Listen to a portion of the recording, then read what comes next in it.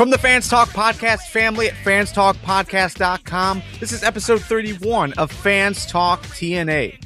This week, we're going to cover the May 29th, 2015 episode of Impact Wrestling on Destination America, as well as the rest of the news and notes that happened this week. My name is Garvin. With us, as always, is Nick. Say hello, Nick. Hello, hello. All right, so if you enjoyed this episode and want to hear more, you can find more about us at fanstalktna.com. There's the full archive, all of our subscription links, ways to talk with us, and even a way that you can support this show. Fans Talk TNA is a podcast series that is brought to you exclusively by our friends who have stepped up and pledged a few dollars our way over on Patreon. Once again, all of that is over on fanstalktna.com. So let's go ahead and talk about what happened this week, Nick. Let's start off with the recap, and then we'll talk about all of the internet drama that has taken place really over the last 2 weeks since we skipped last week. But we'll start off with this week. This week was May Mayhem. It was also the return of Al Snow on commentary.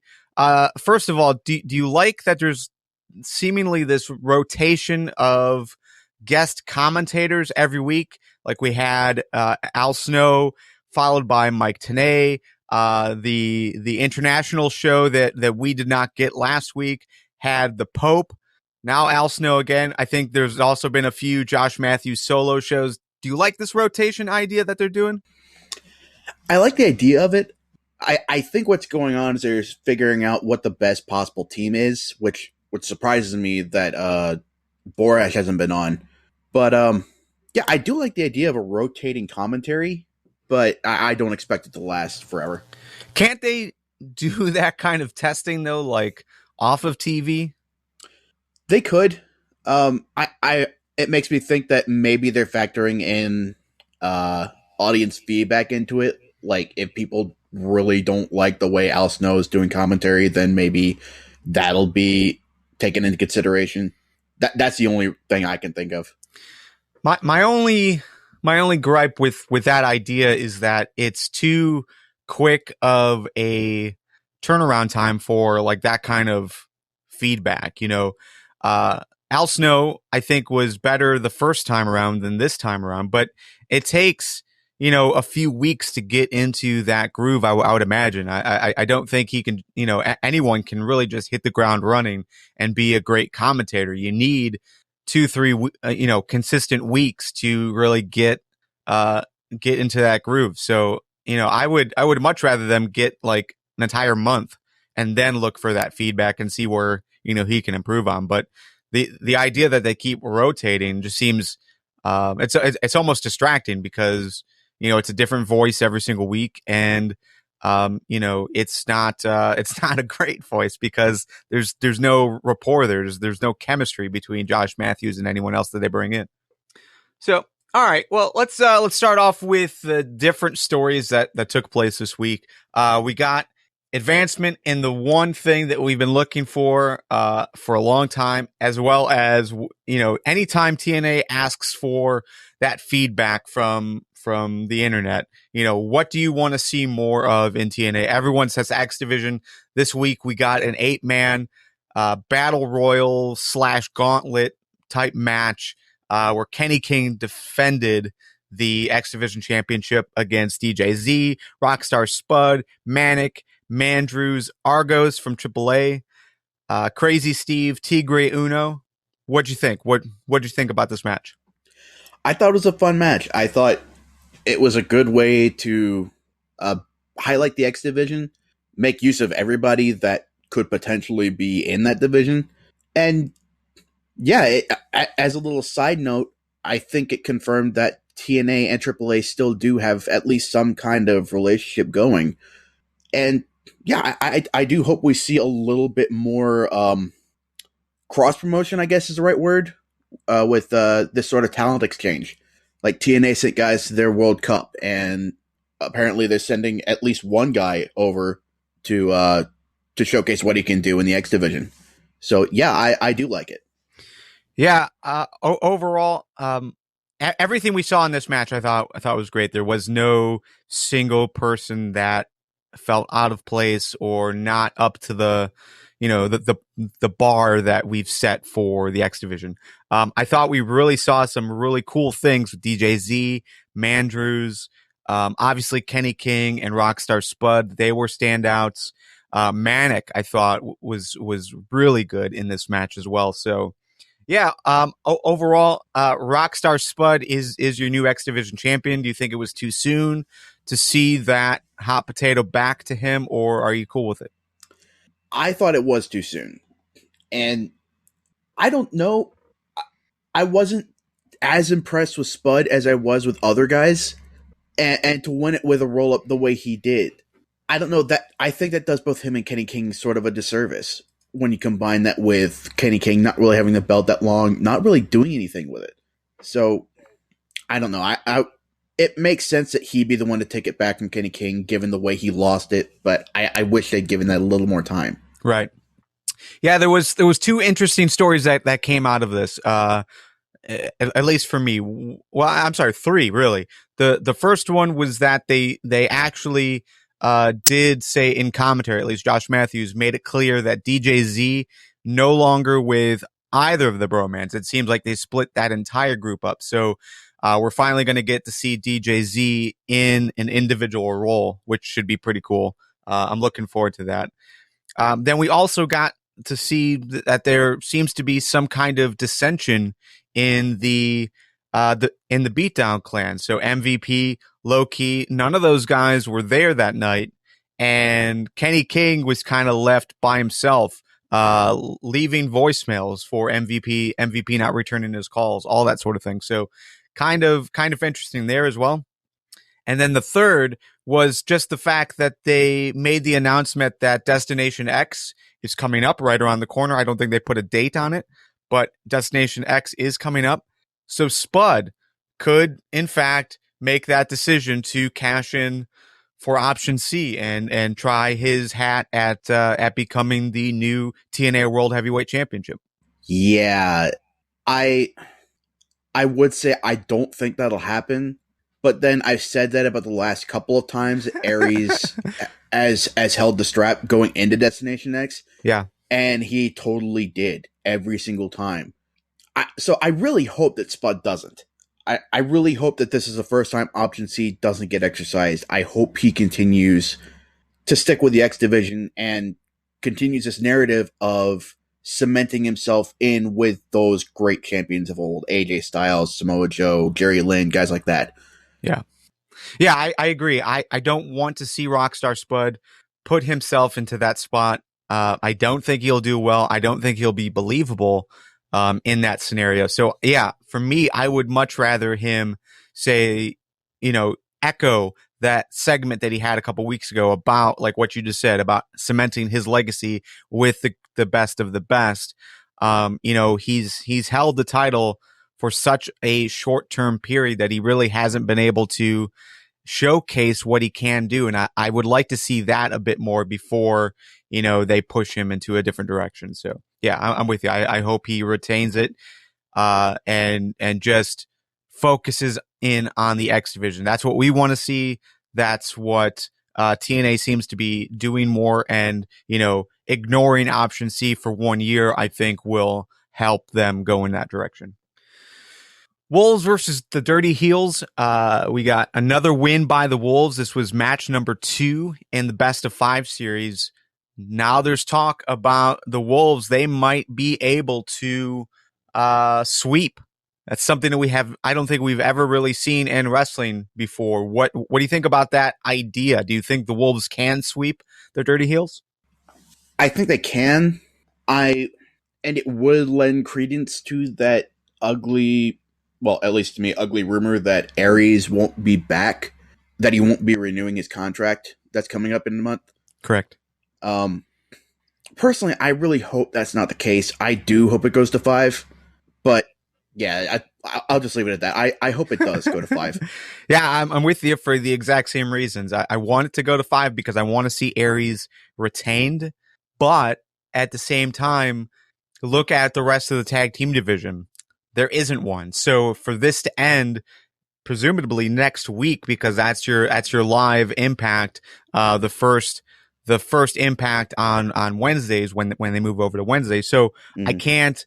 I don't really have high hopes for the division if the Dirty Heels lose, because there really is no one else there. So what do you do? Where do you go next? Do you just start creating tag teams? Do you bring in new guys? I don't know. So yeah, so I want to see this move to the full five, just because that'll give TNA a little bit more time to, bring in some more teams. But then again, it's just delaying the inevitable of they need more tag teams. Yeah, So, but what did you think? Match of the night? for sure. Okay, cool. I think this would have made a great match 5, to be honest. Which, even if it does only go to 3, it's going to be really hard to top that match. Yeah, no, I agree. It was a fantastic match. Definitely my match of the night as well.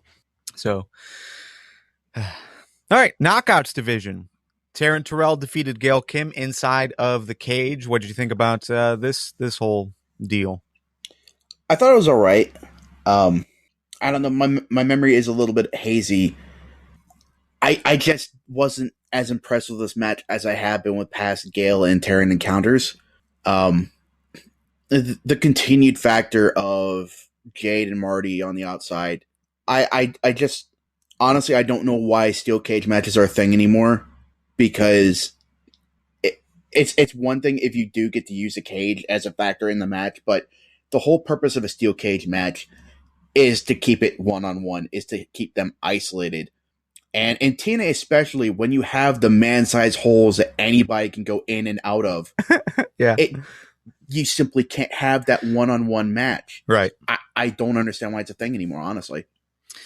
Yeah, there wasn't really anything major that happened in the match. Most of my significant memories, at least, was what took place afterwards. And that really has me the most bothered. So yeah, as far as the match goes, it was okay. Nothing spectacular. But afterwards, you had Taryn basically break Gail Kim's hand, take her wedding ring.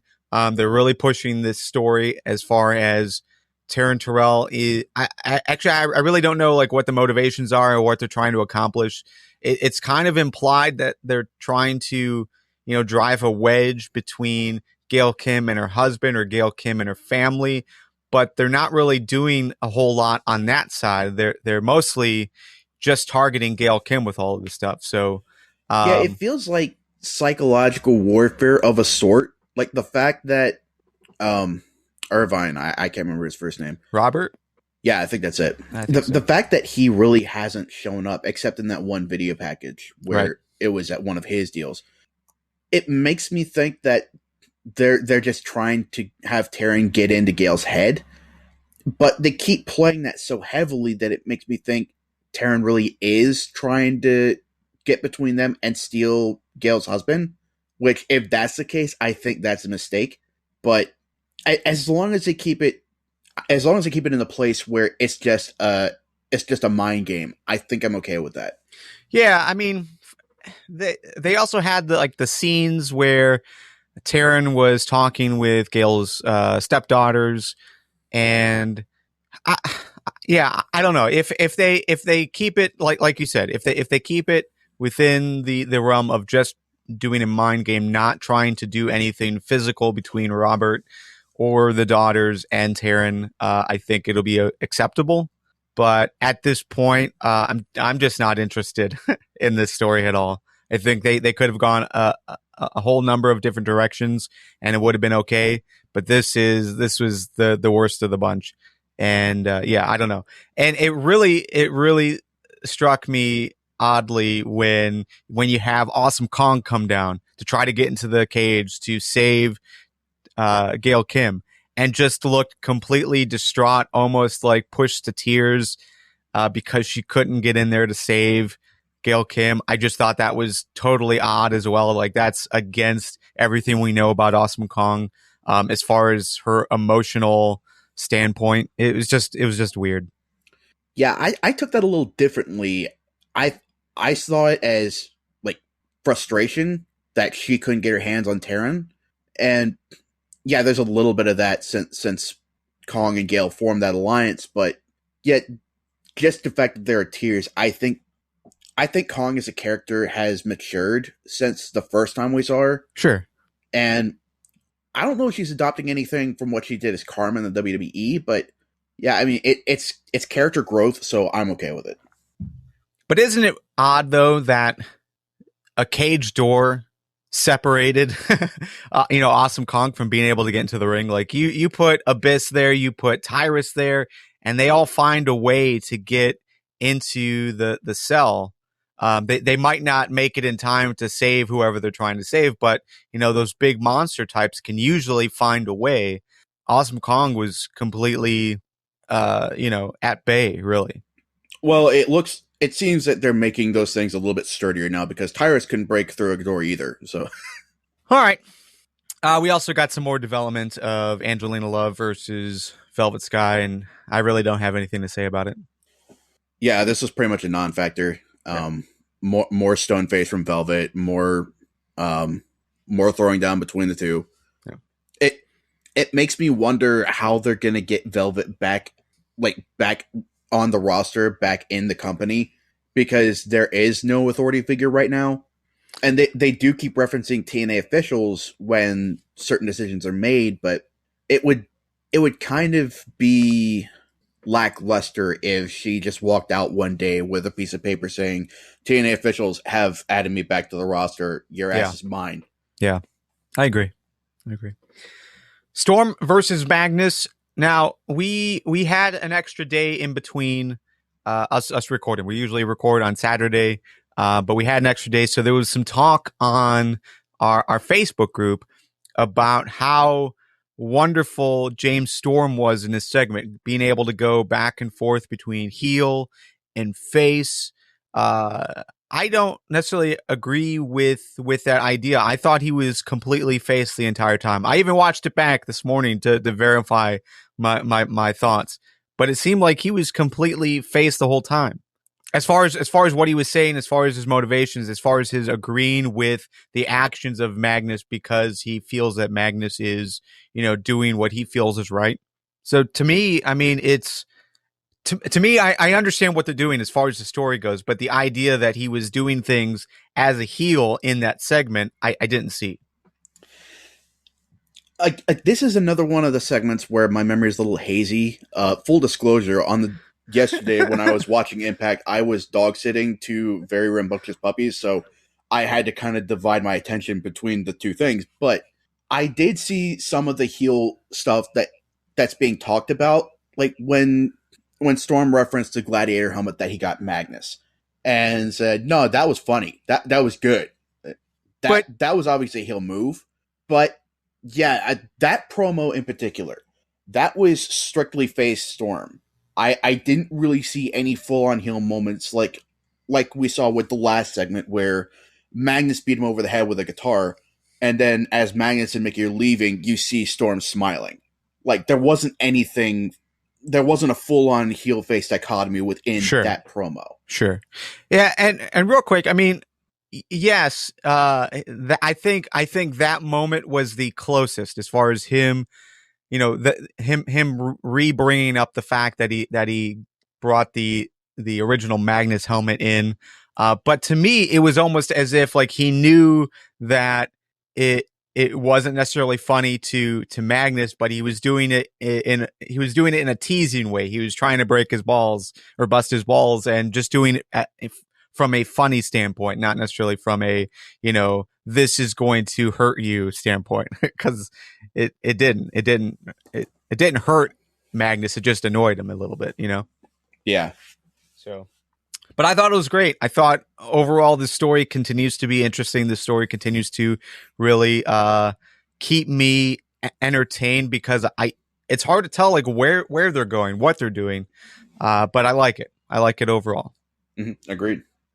All right. So the world title race continued this week. We did get a little bit of EC3 versus Anderson. EC3 is still undefeated.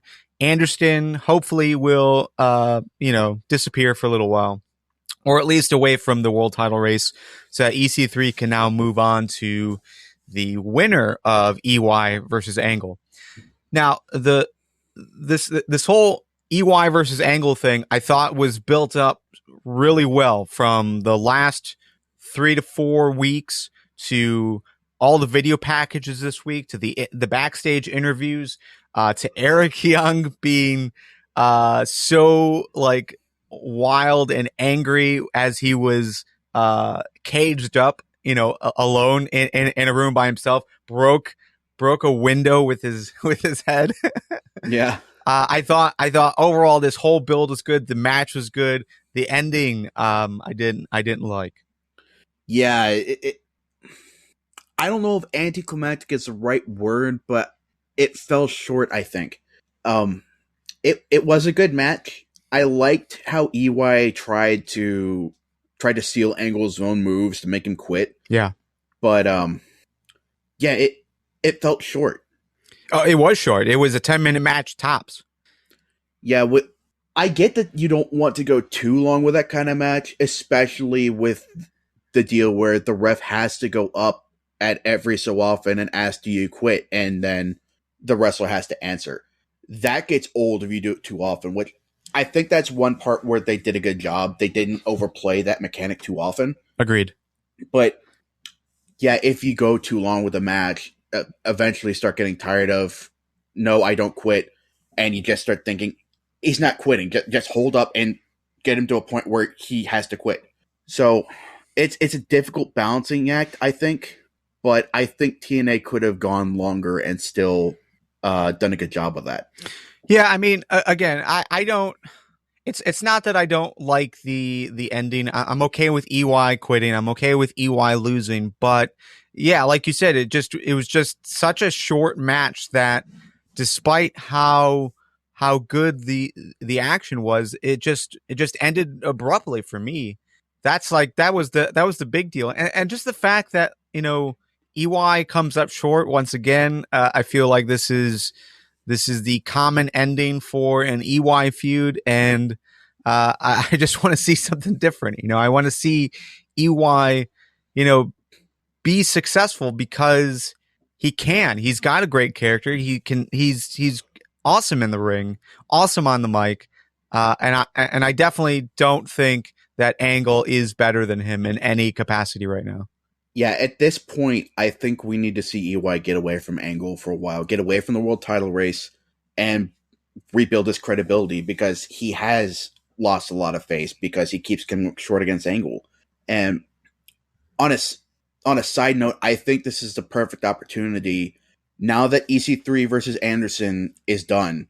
And it really has to be done because Anderson has no more recourse for another match because he got his one-on-one with EC3. He came up short. He went up and recognized that fact and tried to shake hands with EC3. So that's done. It has to be. If they keep going, they're crazy. I think this is the perfect opportunity for EC3 to finally step up and challenge Angle for that world title match. And I think there's just enough time to build that up for Slammiversary. I think. Slammiversary is at the end of June. Yeah, this is perfect. This is a perfect opportunity. So yeah, I'm with you. I hope that's the direction they go. It would make complete sense. And you've got nothing standing in their way. If EY is removed from the equation now, you've got Rude and Aries in the tag team picture. So yeah, this is a great setup, and hopefully they fulfill that. All right, so let's go ahead and talk. We'll spend about 5 minutes on this. I don't think we have to go fully in depth. You guys know everything that has taken place over the last 2 weeks. It was so hectic online, but you had basically the reports from Dave Meltzer that TNA was gonna basically lose their deal with Destination America. Destination America was going to drop them as soon as their opt-out clause was enacted, which is, I think, September. I think that's when it came into play. So they were going to drop TNA. There really wasn't a lot of denial from TNA on that. There was more or less like, Meltzer is being worked, or Meltzer is a bad reporter, or, whatever.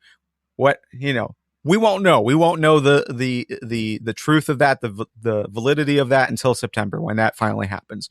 But the swerve is that ROH is now now your 8 o'clock lead in on Wednesday nights into TNA, into Impact Wrestling every Wednesday. So, Nick, what's your thoughts on that? Do you think that this is a move that hurts TNA, that helps TNA, or is just like just a backup plan for Destination America if they do in fact drop TNA in September? It has all the potential in the world to help TNA and to help ROH. For one thing, this is the first time ROH has ever been nationally broadcast. No, the Sinclair broadcast stations don't count because there are wide swaths of the country where ROH isn't even aired. And even where it is aired, it gets aired at the absolute dumbest times, like midnight on a Saturday. Yeah. So this obviously works for ROH, but it also works for TNA because you've got people that are tuning in for ROH. It's only an hour long. And some people probably leave their TVs running and Impact comes on. Hey, more wrestling. Why not sit down and watch it? And there's been a lot of talk on the internet about potential cross promotion, like ROH and TNA working together. Anybody in any official capacity that's spoken out about that has said that they are not currently working together. But you have to imagine if they keep this up, if TNA does continue airing past September, maybe that possibility exists. Yeah, and that control is in the hands of Destination America. I mean, we saw something similar with Bellator and TNA on Spike TV. So, it's not completely out of the question. But at the same time, it is two different wrestling companies. So it would be kind of weird. And just to clarify, Destination America doesn't have any sort of creative control with ROH. They just have broadcasting rights. Well, that's true. That's true. But still, I mean, if Destination America wants to, I think Destination America can strongly push an idea like that. Yeah, for sure. Yeah. So yeah, for me, I think this definitely helps both companies. Obviously, it puts ROH in a spot where they can be seen by more people. This is very. I don't know. It's like a similar setup to, say, your Nitro back in the day, where that first hour was something completely different than what you saw the following 2 hours. For Nitro, they pushed the cruiserweights in that first hour, or like your lower mid carders. And obviously, I'm not comparing ROH to like the cruiserweights and mid carders, but still, it's something completely different. And then the last 2 hours are focused on what TNA is doing. So I think we'll have a nice dynamic where you get that hour of ROH content right into Impact. And then there's been talk about how ROH might have a replay at 11. So it's, you're going to get 4 hours. So ROH, Impact, ROH. So I definitely think that this is great for both, because it does have the opportunity to increase viewers for TNA. That's something that they definitely need. They definitely need some more people to take a look at them. Yeah, the only part of this deal that I don't like is that Wednesday night is going to be a re-airing. And that's at 8 o'clock. Like, the original content is still going to be aired Saturday night. Oh, right. Yeah, I didn't hear that. Yeah, and that doesn't make sense to me. Why you would have the original content airing on a weekend at night when everybody and their mother is going to be out doing something else. Well, is that on Destination America, or is that just on the Sinclair? That's station? Just on Sinclair stuff. Yeah. I don't know. I mean, I think that's just the nature of how Sinclair's been doing their stuff. But yeah, I mean, overall, I don't think people are going to care much as far as who are going to be tuning in to ROH on Destination America. I think that's fine. What really bothers me is that there's just so much going on Wednesday now. And now you've got TNA, you've got ROH, you've got Lucha Underground and NXT. And that's a lot of wrestling content for one day. It's kind of surprising. You used to hear that Wednesday was like the worst day of the week to have wrestling on. That's why you rarely would have anything going on that day. But now it's like all these companies are jumping on the Wednesday bandwagon, and it's crazy, and it sucks for me because I'm in a volleyball league, and that's when our games are. This is Wednesday night. Yeah, and you just know when GFW finally does get around to actually airing what it's taping, that they're going to air Wednesday nights. Yeah. Oh, man. So, all right. Well, overall, though, I think everything that's happening as far as the ROH deal, I think that's going to be beneficial. But again, we won't know for sure what's taking place just because no one from Destination America is talking. No one from TNA is really talking about this either. And that is, if their deal is, has the potential to fall. So, but we won't know until September. So we'll talk about more about that as we get closer to it. Nick, what was your win of the week? It's got to be the tag team match. Absolutely phenomenal action.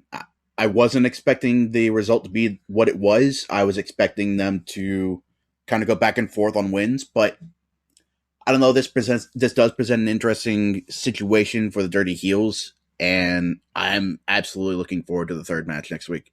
Yeah, I'm in agreement with you as far as it being the match of the night. That match next week should be really interesting to see where they go with it. But my win of the week is just going to go to the fact that the X Division got as much time as they did this week. Again, that's something that we've all been asking for, and TNA keeps saying that they're giving it to us, but they weren't. This week, we got it. We got what we wanted, and hopefully that's a trend that continues. More X Division matches, more, time for guys like DJ Z, Crazy Steve, Argos, everyone else that was in that match was just great. So, what about your fail? What was your fail of the week? I think I got to give it to Angelina and Velvet. I just don't think that segment really did anything, and I'm ready for a little bit of advancement in that area. Yep. I'm with you there. My fail goes to the Knockouts division as a whole. Angelina Love and Velvet Sky is a very boring part of that. And I don't know, man. I'm just not digging where they're going with all of these stories right now. I think they need to rethink what really works. And it's not what we're getting. So final thoughts before we head out.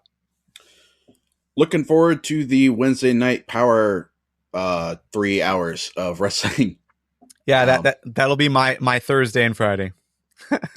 Yeah, I'm gonna try and sit down to watch it all live or first broadcast on national television. But yeah, I can't promise that I will, but definitely gonna make the effort. If you do, definitely live tweet for sure. Yeah. Okay. Yeah, I have no final thoughts. I thought it was a good week. So hopefully the Wednesday move will do everyone well. And no more internet drama, at least for another 6 months. We'll see. Yeah, Meltzer. All right. So thank you for joining the conversation once again. If you're listening on YouTube, you can continue the conversation in the comments section. If you're listening on demand through a podcast player or SoundCloud, definitely reach out to us. You can leave comments on Google Plus, Twitter, Facebook, even on Instagram. Head on over to fanstalktna.com for all of those links. And definitely, if you enjoy this conversation, you want to hear the series continue, please donate a few dollars a month our way over on Patreon. Every little bit will help. And all that stuff is over on fanstalktna.com.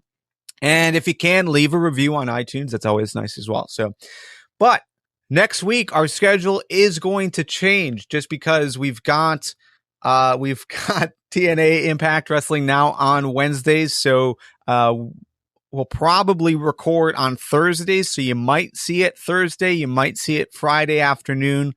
We're gonna find out as we go. So, that's a lot of stuff that we're trying to fit in on Thursday and Friday. So we'll see what happens, but definitely keep your eyes on fanstalktna.com this week to see when those new episodes are going to air. So anyways, that's it for Nick. My name's Garvin. We'll see you next week. See ya.